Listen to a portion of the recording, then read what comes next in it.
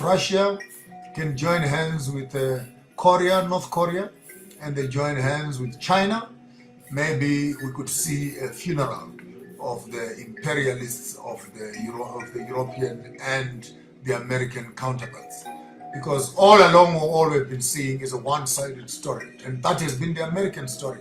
And it has been the American story because they own the venues and spaces of communication, such as media and etc. So propaganda controls behavior, propaganda controls perception. And whoever has control over that communication channel, over the propaganda machinery, which is internet-based, they're able to sway the audience and etc. And I've seen some of the African leaders getting confused whether to support Russia or to support America. It's none of my business to tell your president who he must support, but he must just look back and say, when Africa is at war, when Africa will be at war, when Africa was at war, which are the countries that came into the aid of the African continent? I mean, some of the African countries have been struggling for the longest of time, killing millions of people, and America has had nothing to say about that. So, without being too racial, maybe this is a white war. This is a white war. Black people, stay at home. Stay at home. It's your time to free yourself from these imperial masters and begin to align yourselves, gather yourselves, create your own economies, and create a better future.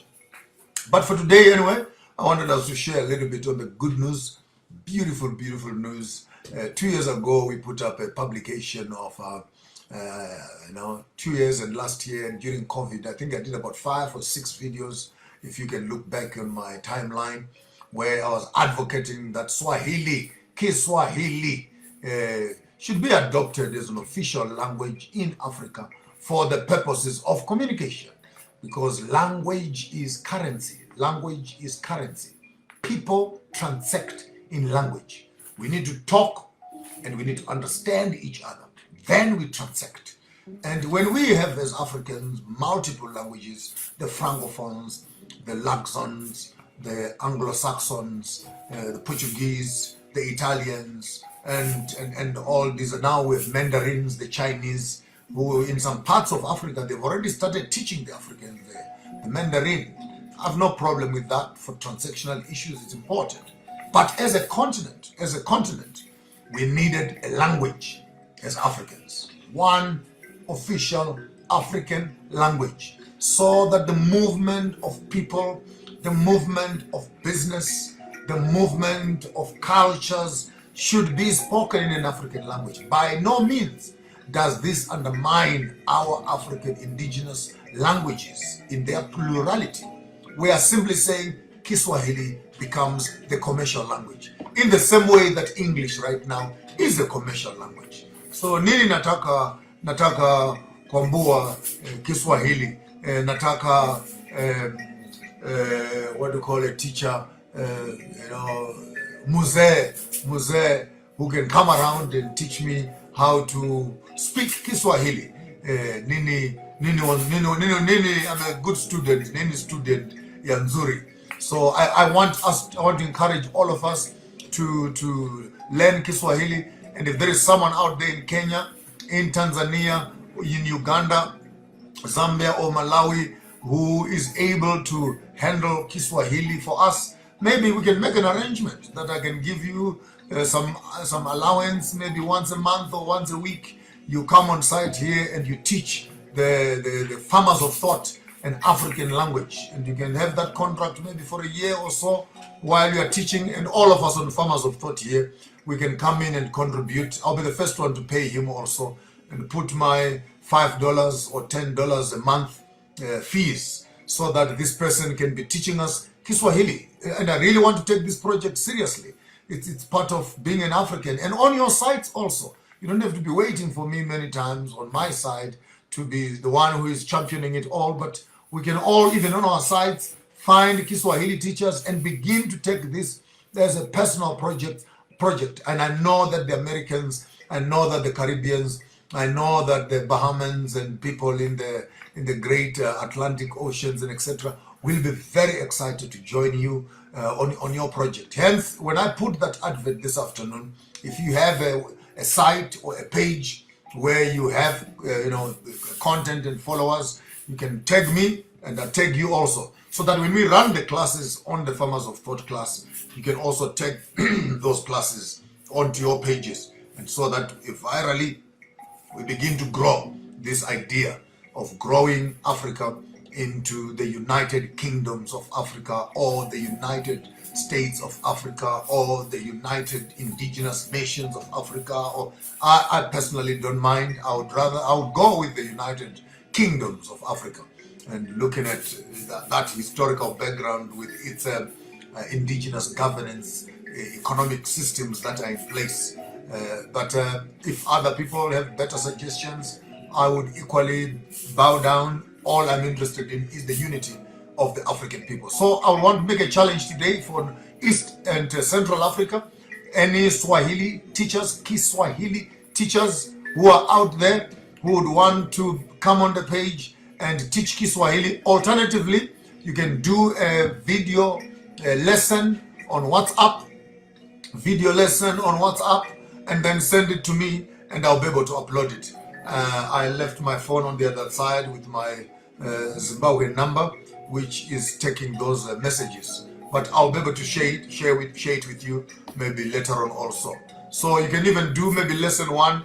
How do you greet in Kiswahili? Ujambo, hatujambo, nzuri sana, nini nataka chitu chakula, and etc. This means this means that, and send up these videos up. I will personally upload these Kiswahili lessons. Be consistent as you are doing that, so that the students, including myself, will be able to follow. So we are here to begin to have a conversation towards the unification, the conversation for the unity of Africa in our lifetime. I can't wait. Now language is under the bag. Next thing must be passports. The next thing would be one national army for Africa. Then when we have all the 2.83 billion people in Africa serving under one army, I can guarantee you that before sunset, Africa will have a seat on the Security Council, and that for me is important, because it guarantees their security on the international space. And the way to do the national army, we build our national army, and once we officially have our national army, we take our uraniums and we make our own nuclear weapons. We don't point them at each other. We point them to the seas. We point them to America. We point them to Italy.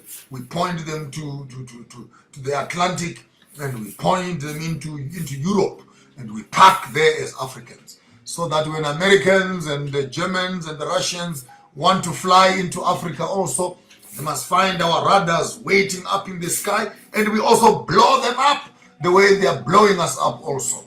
We don't need our children dying on the Mediterranean Ocean trying to join the European economy. Africa can build its own economy, its own stock exchange. Africa can build its own military zone. Africa can build its own educational system. Africa can build its own health system. Africa can build its own regulation systems. Above all, Africa united, all the judicial systems coming together, all the justice systems coming together, and the indigenous people coming together, we can come up with our African law. How do we live with each other here on the continent? I want to become part of that transformation, part of that change, where we talk together, we live together, we eat together, we dress as Africans, we dance. Africa must also have one calendar, because through the calendar, we're able to celebrate our time, we're able to celebrate our seasons, our harvest seasons, we're able to celebrate our African games, those nice games as Africans. So to hell with rugby, to hell with tennis, to hell with soccer, to hell with Madrid, to hell with Manchester United and Liverpool and Chelsea, to hell with them. We want to begin to build African games and have our own champions in the African games. And I think for me, being indigenous, that's exactly what it means. You cannot be following Wona Vatilova and following Ronaldinho and Doninho and Messi and what, and we spend money and thousands, millions of dollars supporting those brands. We need to start building African brands in terms of our own sports that also speaks to our own entertainment. Nollywood, well, you're doing well, but you can do better. You can do better. Don't only show African culture in Nigerian films. Every time you talk about African things, about thugs, stealing, and witch doctors, and magic, and what, and as if that is all Africa is doing. Come on, do movies that show education, how the African children are inventing things, developing ideas, changing the scope of learning, and using indigenous knowledge, using international and formal education. Come up with movies. And I want to challenge the South African space. You're the second largest and the loudest, by the way. Second largest, but the loudest. And you want to also build maybe Soweto TV or a Jollywood, a Johannesburg space where you're beginning to fill the market with Johannesburg, South African movies. Zimbabwe, you're being challenged. Mozambique, you're being challenged. Kenya, you're being challenged. Cameroon, Sudan, everywhere else. Let's begin to have the artists and the cultural people feeding into our entertainment, because entertainment is edutainment. Entertainment is edutainment. While people are being entertained, they are being educated. And as they are being educated, their perception is being changed. So as Africans, our own entertainment, our own TVs, our own sports, our own currency, our own stock exchange, our own money, our own education, and one African language. Welcome to the kingdoms of Africa, the United Kingdoms of Africa, as I called it, UCA, the United Kingdoms of Africa. Kingdoms of Nigeria, of Ghana, of Somalia, of Mali, of Burkina Faso, of Congo, or Liberia, all coming together to form the judiciary and governance structures of which Africa wants to function under. It's a beautiful sight that I'm seeing here. I'm happy, I'm excited. I wish I knew how to say I am happy in Kiswahili. Napenda the new dispensation. I love the new dispensation with all my heart, and I'm excited about this venture for the one language in Africa. So if you're a Kiswahili teacher, please record your lessons, and when you are recording your lessons, don't make them portrait, make them landscape. All recordings must come to me as landscape. Then send the lessons over to me. I will be able to publish the lessons here on your site, and we help Africa to develop together. And many of my Zimbabwean people who are obsessed with ZANU-PF and obsessed with MDC, please, just give us space, give Africa and the rest of the world space to talk about other things. The only thing I'm talking about on this page is not ZANU-PF and CCC and MDC. So please give us some space. If I see a comment on ZANU-PF and I see a comment on MDC or CCC, I'll delete you and I will block you on this page, because I think I've tolerated lots of contamination on this page. So please be patient with me. If you're going to make your comments about ZANU-PF, about the president of the country, about your favorite, the MDC leader, yes, I'm one with you as a Zimbabwean, but that does not give you permission to abuse everyone else for your own local country politics. So let's also allow, be sensitive as Zimbabweans, that you are talking to the rest of Africa, and your hatred of me and must not be translated into portraying a bad picture about the continent. I thank you very much, Zimbabweans, for participating and understanding that. But should you not adhere to that, I always have things I can do to try and sanitize this page to what I want it to be, You can create your own page. I will assist you and I'll help you to grow also in that direction. So please, the Zimbabwean community, this is a public notice. Please keep your political issues to yourself. I am also allowed to have my political inclinations. And my political inclinations, I can share with them on my space. And you can share your political inclinations on your space. but please let's not contaminate the page. Every day I post anything, it must be Gukuraundi, it must be MDC, it must be ZANU-PF. I don't think that's being fair. That's being fair. And what is unfortunate is that many of these young people who are doing this are using fake accounts. You know, I try and read and research behind some of those comments. You find a person does not even have a single post on their page, but they come here and they want to write a paragraph. Write your paragraph and put it on your page. Tag me. I'll come to your page and I will comment there. So I want to challenge the Zimbabwean community. Please, with all your strong sentiments about the ruling party, about the opposition party, keep those to your pages. Tag me when you write them up and I will follow you also, and I'll come and talk on your page. I think I'll appreciate that. And I think, sorry, Gazemba, you will be the first one who is unfortunate. While I'm talking, I'll actually help you to exit the page. I don't think you're taking me seriously, and I will assist you to leave the page immediately. I'm not here to be playing games with marbles. So immediately after the thing, I'll go back and I might have to. I don't want to debate with you, Gwazemba. I don't want to debate with you about ZANU-PF. I don't want to debate with you about the Ndebele Shona issue. You have the government in Zimbabwe.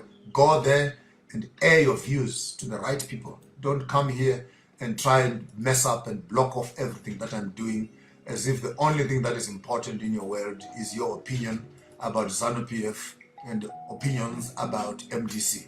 I'm just saying we are discussing Africa having one language. Africa adopting Kiswahili as the official language. Now, where does ZANU-PF and MDC and Chamisa fit into that picture? I think that's being disrespectful. And if you're in class, that's off topic. So please keep your opinions of your party to yourself. And shout as much as you want on your pages.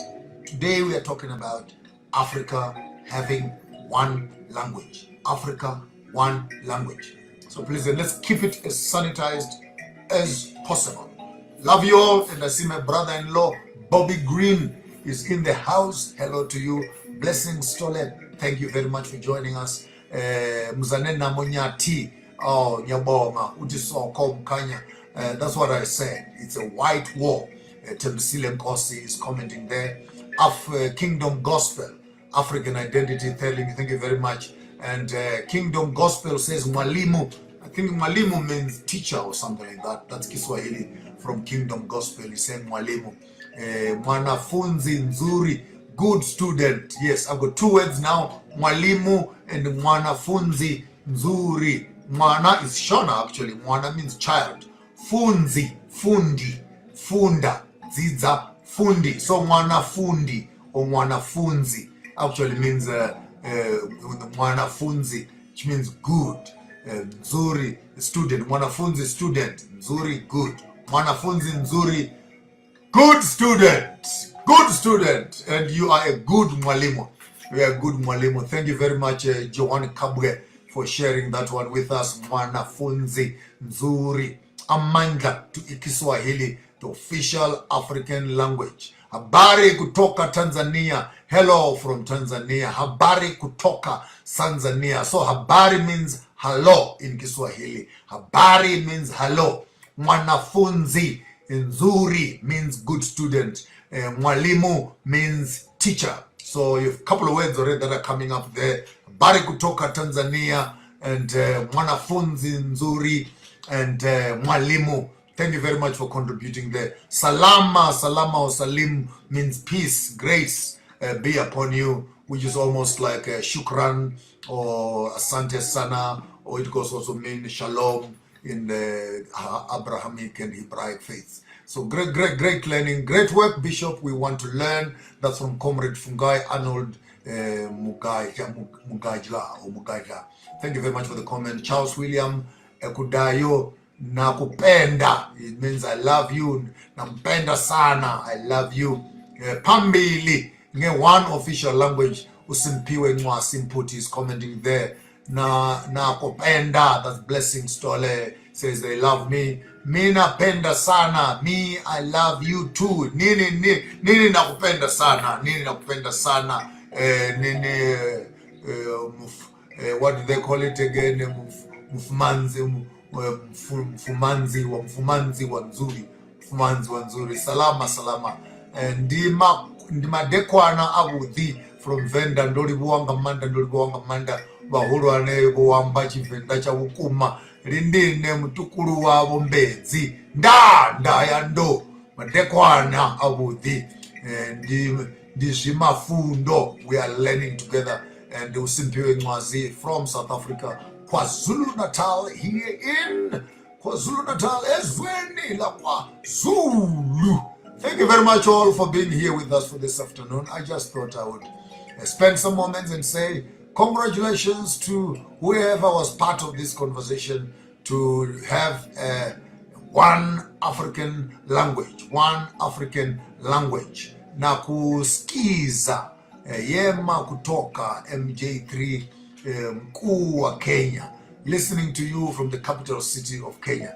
Na kusikiza, which means I'm listening yema kutoka mtuku wa Kenya, Nairobi. I'm listening to you from the capital city of Kenya. Salama, asante sana. The good thing about Kiswahili, you know, you can only learn the 30%, which is Arabic, 4%, which is Portuguese. The rest of the words are actually African languages and they're Bantu languages.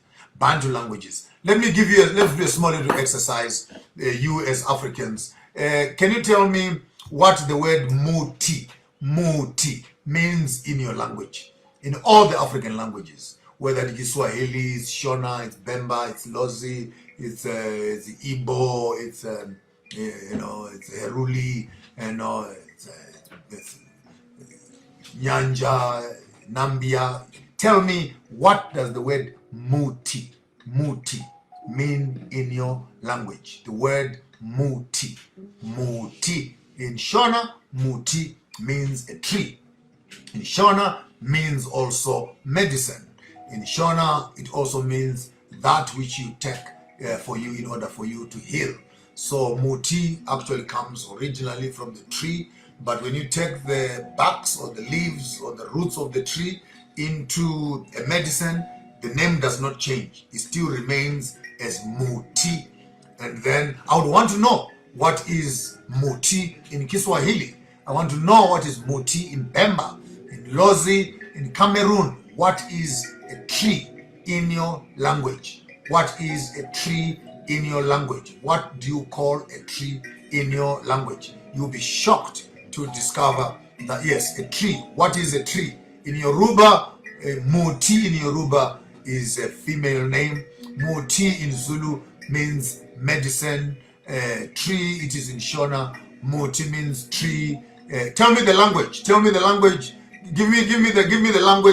and then the tree. Okay, in Venda, a muti is muri. Yes, I want to know the language first. Then it can actually be interesting. I'm just trying to show us the similarities of the African languages. That while we are actually thinking that what we believe and what we speak is different, it is actually the same thing. And muti in Shona means a tree. Muti is a tree. What do you call a tree in your language? What do you call a tree? Tell me what you call a tree in your language. Then we can. And after you've done tree, maybe for today we can share even an extra word and say, what do you call a child in your language? What do you call a child in your language? Muti, what do you call a child in your language?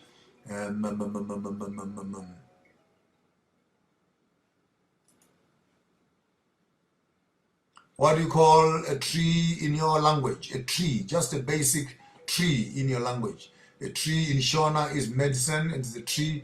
Muti, medicine in Ndebele. Muti means medicine in Zulu. Muti is a tree. Muti is a tree. Habarikiata. Is that Kiswahili? Is muti also a tree in Kiswahili? And muti is medicine in Zulu. Muti in Yoruba, it is a feminine. And it is a tree in Batuga that looks like Uganda there. Selemusa umuti, not muti. I'm just sharing umuti and muti, the similarities of the African languages. Muti in Shona is a tree. This is Zulu, umuti. In Ndebele, muti nayo. In other languages, what is a tree in your language? So I'm using Shona and Tate California wase makubundwale mabuku dwaneni. Wase mabuku dwaneni. Bengibuza nje angazi ukuthi California ubhuti kumbe ngosisi bengibuza nje ukuthi what is a tree, isihlahla, umuthi, tree ibizwani ngesizulu sangine xa kuthiwa umuntu udle umuthi. What do you call that in your own language? Umuthi is a tree, Oshiwambo language in Namibia, so they call it omuti. Muti, mti in Swahili. So, and I think when the African languages come to Swahili, Swahili must be ready for a shocking experience, because if you call it in Namibia Oshiwambo omuti and Swahili is muti, you will not penalize me for saying omuti, because you can still hear I'm saying umuti. And if a Zulu person comes and says umuti and Swahili simply says muti, let's not fight as Africans. You can hear. The idea is that we need to communicate with each other. Therefore, when a Shona says muti, omuti, umuti, umuri, we can hear it is the one and same language. Child in Venda is nwana. A tree is isihlahla in isiZulu. Isihlahla, yes, but mouse ukhiphe isihlahla wasilungisa saba impande inaso basibiza umuti. Umti. A child in Yoruba, omode. Umti in isiXhosa. A child is mwana in Shona. A muti in Uganda is a tree. Siklare in Kiswahili. Mwana in Shona. Lingala, muti, mti, mzete, tree. In Shona, actually, mzete is a certain type of a tree. So you can begin to see that it is still a tree, but in Shona we actually have a tree, a particular tree that we call mzete. And I can see it's there mzete. So when you're doing African languages, just open up your spirit. Open up your spirit to hear the intention of the language. Don't be stuck in the pronunciation and the accurate etymology of your own language. If you just listen with your spirit, you can hear. Someone says nwana, someone says mwana, someone says omuti, someone says umuti, someone says umti. You can hear. It's not far from each other. We're actually saying one and the same thing. Yes, ingane nesiZulu, but I also know ingane zenkosi kuthiwa ngumntwana, mntwana. Yes. Mwana in Venda, mti siklare, and isiXhosa umntana, and a tree umti. You can still hear the mti part, muti, muti. You know, mwana child in Swahili. There we go. That's what I was waiting for. Right there. In Kiswahili and Kikuyu, a child is still called mwana.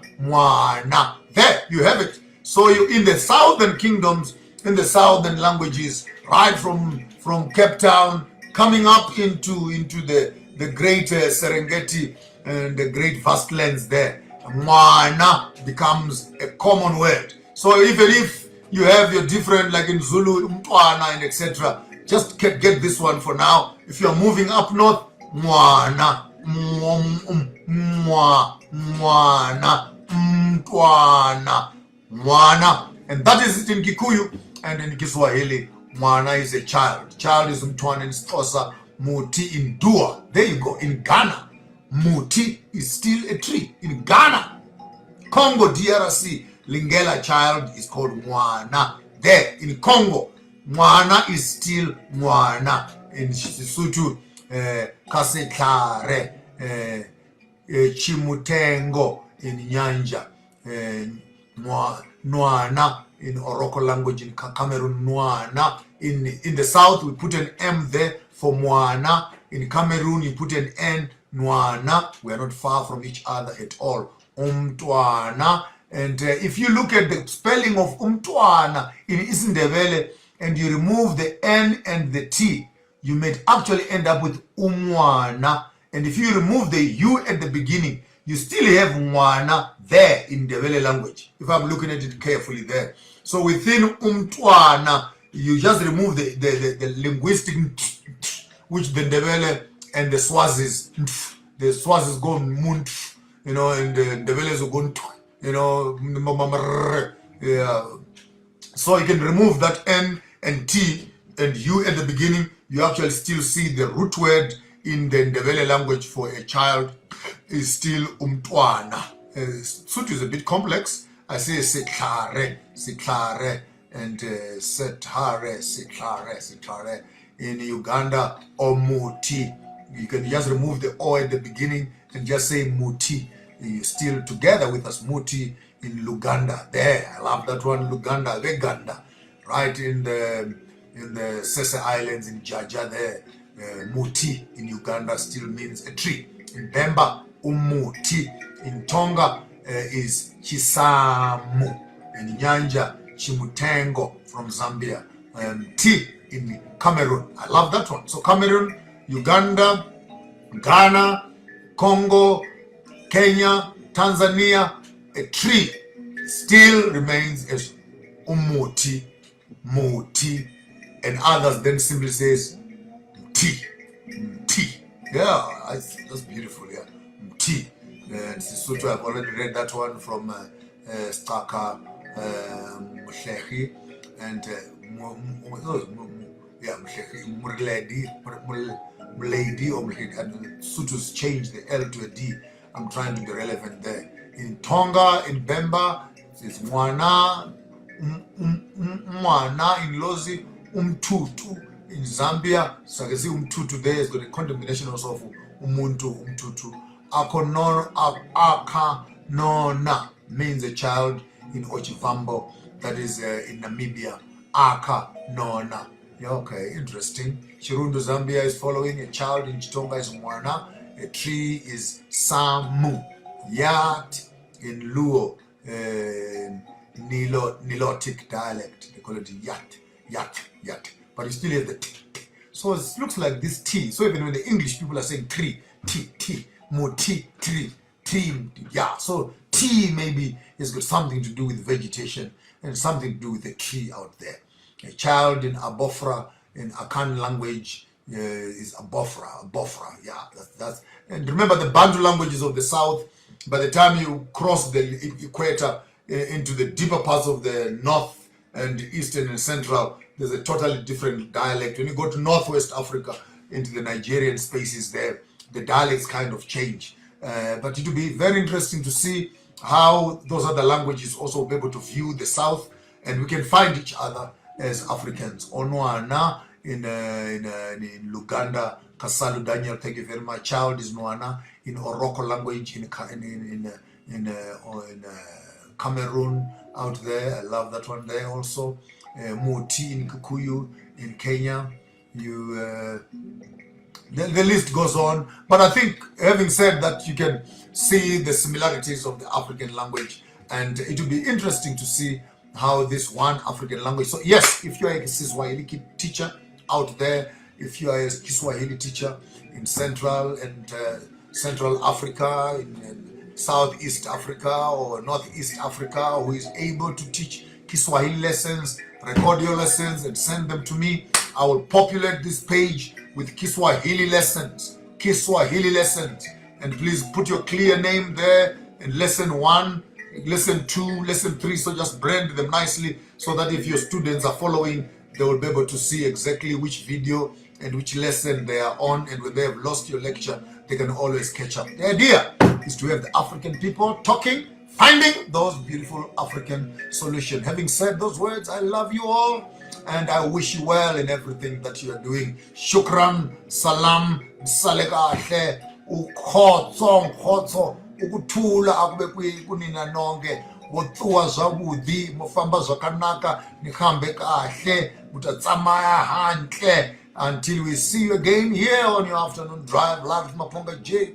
Today I'm broadcasting live from Johannesburg, South Africa. We wish you all the best and have yourself wonderful, wonderful evening. Mwah.